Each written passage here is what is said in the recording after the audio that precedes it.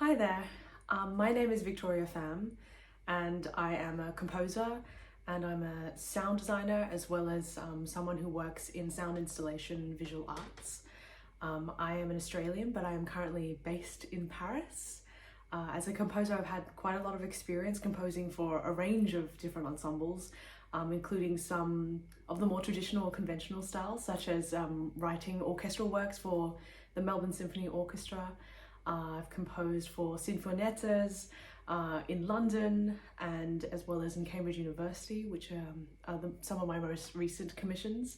I've also composed quite a lot for voice, for choir, but branching out of that, I'm particularly interested in working at the intersection between acoustic instrumentation and technology, which brings in all of my experience as a sound designer, where I'm currently completing my PhD in biological anthropology.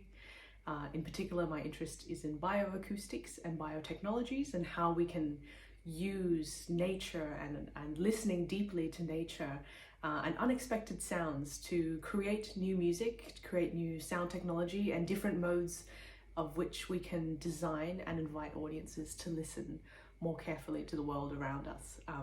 So at the moment, who I am as a composer is someone who kind of sits between the intersection of art, sound research and technology. That's kind of where I want to bring my practice together, particularly this year intensively, as well as into the coming next 5 to 10 years, if audiences allow that, of course. In terms of why I'm applying for ENOA and why I'm hoping to learn more about opera as a business is because I have been planning for the last 2 years to actually embark on putting and staging together an opera as a composer and an artist.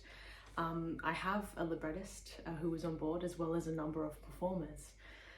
The great difficulty is because I want to bring together these kind of obscure ways of storytelling and perhaps non-traditional for opera as a form, looking at odd technology and bringing electronics into chamber opera styles. I'm still at the early stages of unpacking what that means for a production, how that may work for a production, and particularly someone like me who is a woman of colour coming from Australia. I haven't seen many operas that have been composed combining all these three things, and also opera companies showcasing stories from people of colour and from women. Most of what I've grown up with, and probably the only example I can come up with from Australia, has been the works of Lisa Lim. So I'm very much looking forward to learning more about how I can engage with different modes of storytelling and perhaps other women who are also embarking on this journey of writing for opera. Another reason why I'm particularly invested in opera as an art form is because a number of years ago I was contracted and commissioned to write a critique on some of the major opera institutions around the world. And for me, being Australian, I focused that particular essay, which you can find on decolonialhacker.com.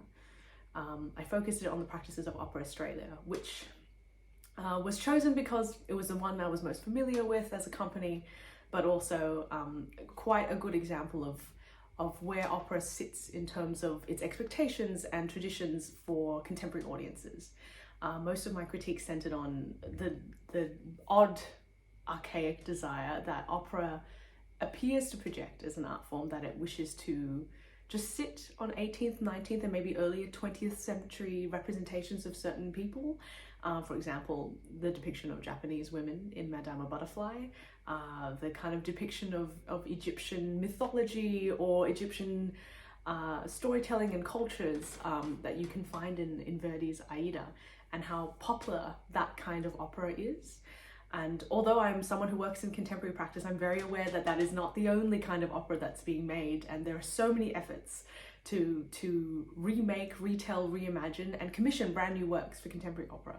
However, for larger companies such as Opera Australia, that has been the primary entry point that the public and audiences get to opera, and it's kind of old-fashioned.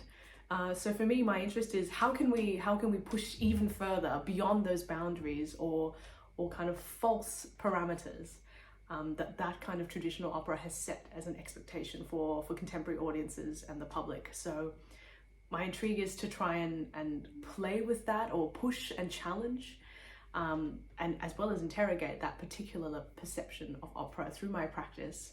I'm already an odd person that doesn't sit within the traditional boundaries or scope of what a composer is.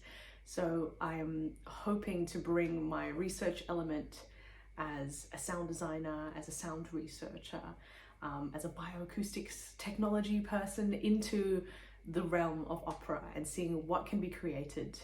And I should quickly mention before this video ends, the project that I'm working on, the chamber opera, is entitled The Songs of Mycelia, which brings in all of my research into mushroom communication, mycology, bioacoustics, as well as some of the sound design elements that have developed over the last 4 to 5 years of my research as a sound designer and bioacoustician.